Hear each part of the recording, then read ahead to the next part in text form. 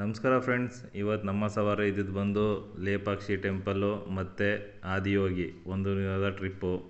First ಹೋಗಿದ್ದು ನಾವು ಲೇಪಾಕ್ಷಿ ಟೆಂಪಲ್ಗೆ. ಈ ಲೇಪಾಕ್ಷಿ ಟೆಂಪಲ್ ಬಂದು ಬೆಂಗಳೂರು ಹೈದರಾಬಾದ್ ರೋಡಲ್ಲಿ ಕರ್ನಾಟಕ ಬಾರ್ಡ್ರಿಂದ ಒಂದು 5 ಕಿಲೋಮೀಟ್ರ್ ಮುಂದೆ ಹೋದರೆ ಲೆಫ್ಟ್ ತೊಗೊಂಡ್ರೆ ಅಲ್ಲಿಂದ ಒಂದು 16 ಕಿಲೋಮೀಟ್ರ್ ಒಳಗಡೆ ಹೋಗಬೇಕು.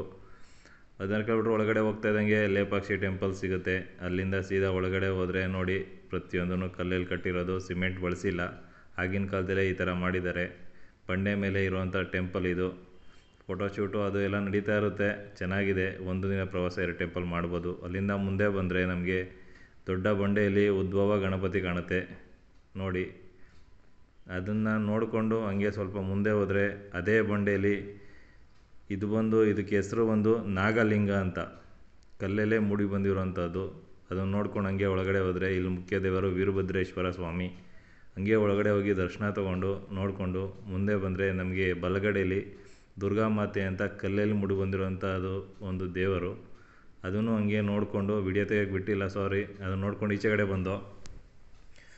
ಕಡೆ ಬಂದು ಪ್ರತಿಯೊಂದು ಕೆತ್ತನೆಯೂ ನೋಡ್ತಾಯಿದ್ದೋ.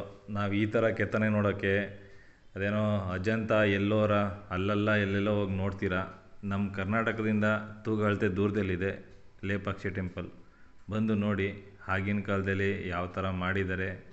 ದೇವಸ್ಥಾನನ ಒಂಚೂರು ಸಿಮೆಂಟ್ ಬಳಸದೆ, ಯಾವುದೇ ರೀತಿ ಯಂತ್ರಗಳು ಇಲ್ಲದೇ ಇರೋ ಟೈಮಲ್ಲಿ ಕೈಯಲ್ಲಿ ಕೆತ್ತನೆ ಮಾಡಿರೋವಂಥದ್ದು. ಹಾಗೆ ಈಚೆ ಕಡೆ ಬಂದರೆ ಶೂಟಿಂಗು, ಫೋಟೋಶೂಟು ಅದು ಇದು ಮಾಡ್ತಿದ್ದಾರೆ. ಎಲ್ಲ ಪ್ರತಿಯೊಂದು ಕೈಯಲ್ಲೇ ಮಾಡಿರೋ ಕೆಲಸ ಕೆತ್ತನೆಯಲ್ಲಿ ಚೆನ್ನಾಗಿದೆ, ನೋಡ್ಕೊಂಡು ಬನ್ನಿ. ಹಾಗೆ ಇವಾಗ ಇಲ್ಲಿ ನೋಡ್ತಾ ಇರೋ ಬಂದು ಕಲ್ಲಿನ ಕಂಬ. ಕೆಳಗಡೆ ನೆಲಕ್ಕೆ ಇದು ಟಚ್ ಆಗಿಲ್ಲ. ಒಂದು ಬಟ್ಟೆನ ಆ ಕಡೆಯಿಂದ ಈ ಕಡೆಗೆ ಹಾಕಿ ತೆಗಿಬೋದು. ಆಗಿನ ಟೆಕ್ನಾಲಜಿ ಹೆಂಗಿದೆ ನೋಡಿ. ಹಾಗೆ ನೋಡ್ಕೊಂಡು ಈಚೆ ಕಡೆ ಬಂದರೆ ಜಟಾಯು ಥೀಮ್ ಪಾರ್ಕ್ ಸಿಗುತ್ತೆ ಎದುರುಗಡೆಗೇ. ಇಲ್ಲಿ ಬಂದು ನಿಮಗೆ ದೊಡ್ಡ ಬಸವ ಸಿಗುತ್ತೆ, ಮತ್ತು ಅದೇ ಸೀತಾಮಾತೆ ಪಾದ ಸಿಗುತ್ತೆ, ಪಾರ್ಕ್ ಇದೆ. ಅದನ್ನೆಲ್ಲ ನೋಡಬೇಕು. ಬಟ್ ನಾವು ದೊಡ್ಡ ಬಸವಗೆ ಹೋಗಿಲ್ಲ. Jatayu theme park entry fees 10 ರೂಪಾಯಿ ಇರುತ್ತೆ. ಒಳಗಡೆ ಹೋಗಿ ನೋಡ್ಕೊಂಬರ್ಬೋದು. ಬಟ್ ತುಂಬ ಬಿಸಿಲಿರೋದ್ರಿಂದ ನಾವು ಮೇಲ್ಗಡೆ ಎತ್ತಕ್ಕಾಗಿಲ್ಲ, ರಿಟರ್ನ್ ಬಂದು. ಕೇರಳದಲ್ಲಿ ಬಿಟ್ಟರೆ ನೆಕ್ಸ್ಟ್ ಇರೋದು ಬಂದು ನಮ್ಮ ಕರ್ನಾಟಕ ಆಂಧ್ರ ಬಾರ್ಡ್ರ್ ಸೆಂಟ್ರಲ್ಲಿದೆ, ಚೆನ್ನಾಗಿದೆ ನೋಡಿ. ಒಂದು ದಿನ ಪ್ರವಾಸ ಆಗ್ಬೋದು, ತೊಂದರೆ ಇಲ್ಲ. ಒಂದು 280 ಕಿಲೋಮೀಟ್ರ್ ಆಗುತ್ತೆ ಅಪ್ ಆ್ಯಂಡ್ ಡೌನು. ಅಲ್ಲಿಂದ ನಮ್ಮದು ನೆಕ್ಸ್ಟು ಮುಂದಕ್ಕೆ ಹೋಗಿದ್ದು ಬಂದು ಆದಿಯೋಗಿ. ಅದು ಸೇಮ್ ಚಿಕ್ಕಬಳ್ಳಾಪುರ ಹತ್ರ ಬರುತ್ತೆ, ಬೆಂಗಳೂರು ಟು ಹೈದರಾಬಾದ್ ಹೈವೇಲಿ. ಒಂದು 6 ಕಿಲೋಮೀಟ್ರ್ ಒಳಗಡೆ ಹೋಗಬೇಕು. 6 ಕಿಲೋಮೀಟ್ರ್ ಒಳಗಡೆ ಹೋದರೆ ಈ ಥರ ಮುಖ್ಯದ್ವಾರ ಕಾಣುತ್ತೆ, ಆದಿಯೋಗಿ ಅಂತ.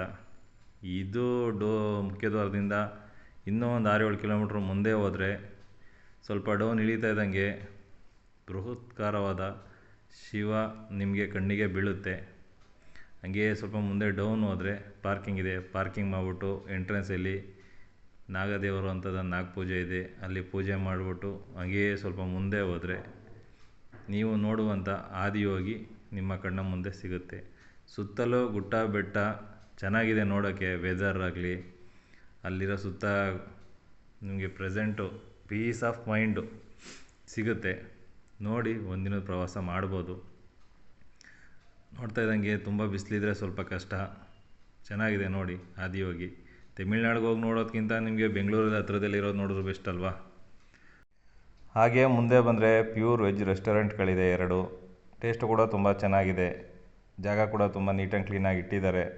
ನೀವು ಬಂದು ಟ್ರೈ ಮಾಡಿ. ವಿಡಿಯೋ ಇಷ್ಟ ಆಯಿತು ಅಂದರೆ ಲೈಕ್ ಮಾಡಿ, ಶೇರ್ ಮಾಡಿ, ಸಬ್ಸ್ಕ್ರೈಬ್ ಮಾಡಿ. Thank you.